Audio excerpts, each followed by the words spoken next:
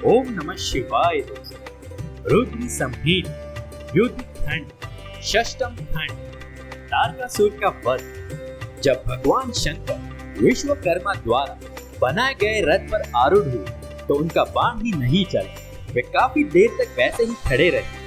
आकाशवाणी द्वारा ज्ञात हुआ कि गणेश पूजन नहीं होने के कारण गणेश जी एक पैर के अंगूठे पर उन्हें विघ्न पहुंचा रहे हैं। भगवान शिव ने गणेश जी का पूजन किया तो गणेश जी प्रसन्न होकर मार्ग से हट गए। अब भगवान शंकर धनुष पर पाशुपात बाण चढ़ाकर त्रिपुर संहार की इच्छा व्यक्त की।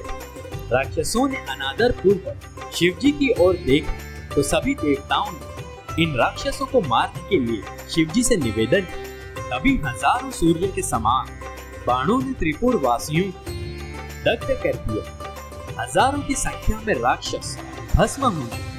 राक्षसों में शिव जी की पूजा न करने के कारण हाहाकार मचने लगा। तारकाक्ष जब भस्म होने लगा तो वो भक्ति पूर्वक भगवान शंकर की ओर देखने लगे। ये तो हमें पता था कि आप ही हमें भस्म कर। हमारी ये मृत्यु बड़े बड़े मुनियों के समान है। आपसे हमारी विनती है कि जन्म जन्मांतरों तक हमारी बुद्धि आप में ही लगी रहे। मई नामक दैत्य के अतिरिक्त सभी उसमें भस्म हो गए। इसके बाद तीनों दैत्य विधुन्माल, तारकासुर और कमलाश शिव जी की कृपा से उनके गण हुए। शिव जी को खुश देखकर उनकी कृपा से बचा हुआ मय नामक दानव वहां आए और उन्हें प्रणाम किया तथा हाथ जोड़कर बोला, हे कृपा निधि, मैं आपकी शरण में आया हूँ, मेरी रक्षा कीजिए। इस पर प्रसन्न होकर भगवान शिव जी ने कहा, मैं तुम पर प्रसन्न हूँ, तुम वर मांगो। उसने शिव भक्ति का भी वरदान मांगा। शिव जी ने तथास्तु कहकर उसे दृढ़ भक्ति प्रदान की। वो शंकर भगवान की आज्ञा से भूतल लोक में वास करने लगे। इसके बाद मुंडी यानी हरि भी वहां आए और शंकर भगवान की स्तुति करने लगे।